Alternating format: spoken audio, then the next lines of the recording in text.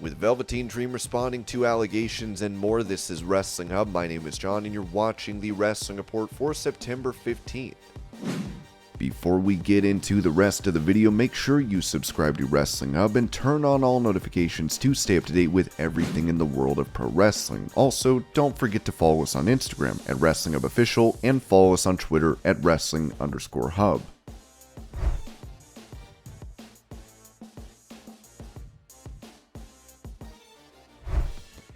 In a report from Deadline, TNT could be getting more wrestling-themed shows under the new leadership of Warner Bros. Discovery, writing, TNT is now looking for more cost-effective series that don't go after A-list movie talent and would complement the tentpole sports/unscripted programming on TNT, as well as the rest of Warner Bros. Discovery's suite of linear networks under Finch. That could include wrestling-themed shows, as AEW is a major draw on TNT, and scripted series that have the feel of some of the signature Discovery docu-reality series like The Deadliest Catch. IP-based /genre series also are being explored, we hear. Chairman and Chief Content Officer of Warner Bros. Discovery, Kathleen Finch, touched on her strategy for upcoming programs. I've had some great meetings with agents and production partners to let them know that yes, we're definitely open for business at TNT, TBS, and at all the brands that make up the WD US Network's portfolio. We've spent the past few months evaluating content, our audience makeup, which audience groups we want to grow, and what kinds of series we need to do that. The content teams are looking at both scripted and unscripted and have already put some exciting projects into development. Once the deals are signed, we'll be able to share more, but for now the message we want to send to the production community is that we're bullish on delivering great slates to the fans of these top 10 networks.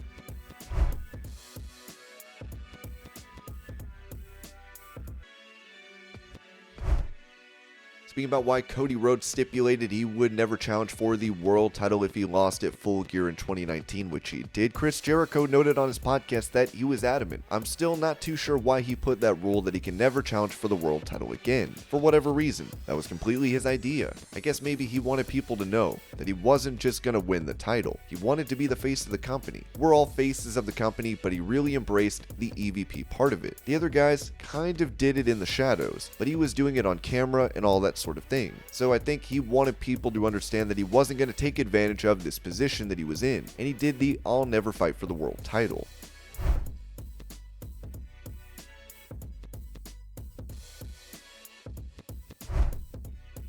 On the two-man power trip of wrestling podcast, former WWE announcer Tony Chimmel was asked about the retirement of Vince McMahon as chairman and CEO of the company, as he said, I do not see Vince sitting on a beach in Florida and not doing anything. He can be retired. That's fine. I refuse to believe that he's not having any input in anything in that company, and it'd be interesting to see if he's still on the payroll, or he got a severance package, or what goes on with that when you become owner of the company. Is he not the owner? Does he not own any stock? Does he have nothing to do with the company? Does he not talk about business to Steph, to Shane, to Hunter, or anybody? I don't know about that.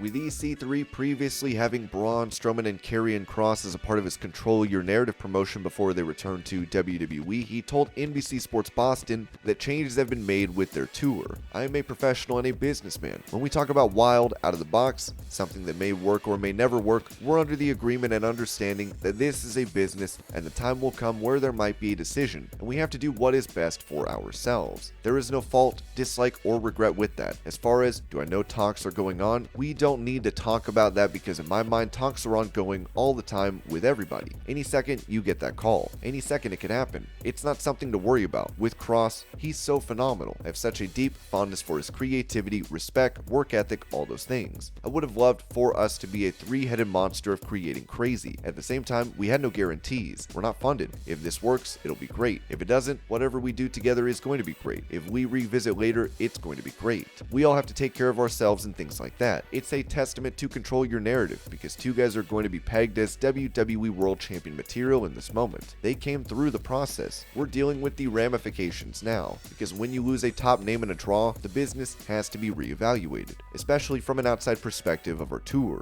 That will not go as planned. We try to salvage an opportunity for some of these dates to be maintained, but as is, it was booked based on that availability, which is no longer there. That's okay. Small infrastructure. Is that what we are? This traveling promotion? We could be. Are we ready to be? I don't know. Not allowing the legs to get kicked out underneath, realizing we can have that, that's a luxury. But we need to build a foundation of what this is, and that's new, youthful, different, undiscovered, or reinventing. I do feel bad Cross didn't get some giant thing like I wrote for Adam, because I was so fond of his effort and respect that I didn't do that. But Adam was more on the business end than Cross was initially. If we were 33 business partners, we should have been, but we're not, and that's okay.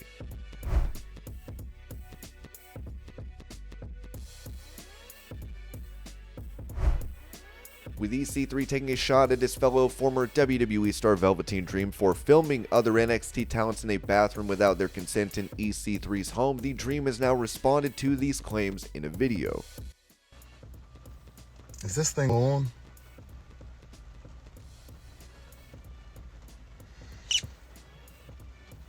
Is this thing on or something? Okay, so let me explain something to everybody. First of all, to everyone who has sent their well wishes and their respects and their love toward me, I just want to say thank you very much, because I love you all and I appreciate you all, and the support means the world to me, okay? And God works in amazing ways, okay? Let me tell you this. I'm trying to help my old man out on a computer, and I just type in WWE, right? Tell me why. The first thing I see is EC3 has talked to the dirt sheets. I guess since I'm on TMZ now, I'm somebody again. EC3 has gone to the dirt sheets saying that, if you haven't seen it, he had a party at his house one night. And if I'm to be correct, this was about 2017, 2018 EC3. And I'm not going to tell people who was at this party out of respect for our mutual friends. But one of our mutual friends is a former NXT talent that no longer works for the WWE. And the other person is a current Monday Night Raw talent who used to wrestle talent for NXT.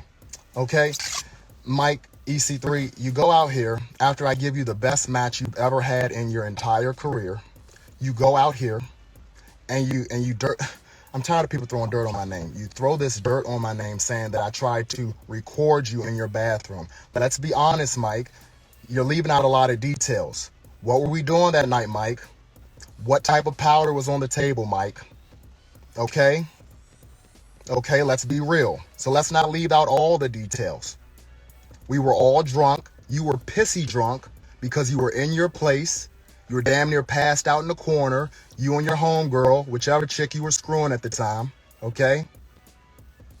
And the other two people, our mutual friends, were there. I left my phone on your bathroom counter. And because you were not sure of my sexuality at the time because of the character I played on TV and because we're not friends in real life at all, okay?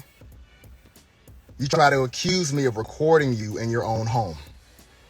So what did I do? I went to our mutual friend who no longer works for the WWE, former NXT talent, and I showed him my phone and had him go through my photos and videos and my recently deleted, just to prove to you and the other person that was there, who, because I respect him and he has a job, okay, I'm not going to put him out there, okay, I had him prove to you that I was not recording you. Cocaine is a hell of a drug, EC3. Get your shit together. And if anyone would like to go to my friends list right now and check out who follows me, because I'm not following him, EC3 is a follower of mine. I would really think that if you thought that much of me, that you couldn't trust me, you definitely wouldn't be following me on social media, on Instagram, all these years later, EC3. You're pathetic. Now control that narrative, you. How the hell you turn this shit off? Dream would also post about his recent cocaine charges, writing, "A lot of cocaine users still employed, truth be told, but I'm not thirsty like some of y'all. Vegas rules apply. You never can win when you're dirty. Say the Dream's name, but keep my name out of your mouth." Sean Ross Sapp would then write, "Well, Velveteen Dream just outright admitted he and a bunch of NXT wrestlers were doing cocaine while on the roster. Word always was he was quietly suspended for it while there."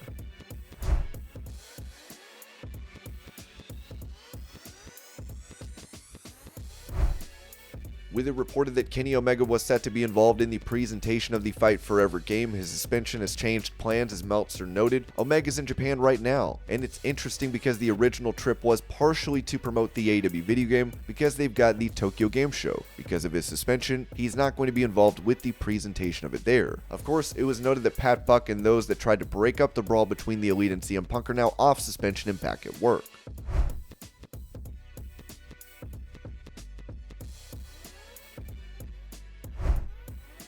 On his Oh You Didn't Know podcast, Road Dogg recalled working with CM Punk in WWE, saying this about him: "He's not a nice person. He's not good. I don't know. If you've been friends with somebody for so long and all of a sudden y'all are in a lawsuit over stuff and you just can't talk, I don't understand it." But that's not the straw that broke the camel's back. For me, it was when we actually had to work with him in our 2014 run, and seeing the attitude that he had towards me and Billy. Granted, we were not Hall of Famers at the time, but we were on our way to be for sure, and we were the New Age Outlaws. At least we'd been there as long as he had, and he showed us no respect. He showed us disrespect. I mean, that was that. You don't get a second chance at that. I'm showing you respect. Why aren't you showing me respect? But the truth of it is, dude, respect is a two-way street, and if you don't give it, you dang sure ain't getting it. Not from me. You got one shot at that with me and Billy. He talked to us negatively. If I hadn't had a job there, like if I wouldn't have been newly hired, I would have probably fought him. I feel relatively confident that I would have come out on top, and this was prior to his training. This was prior to his karate training. And this was your Pro Wrestling News Update. I hope you're all having a great day. Thank you so much for watching, and I'll see you later.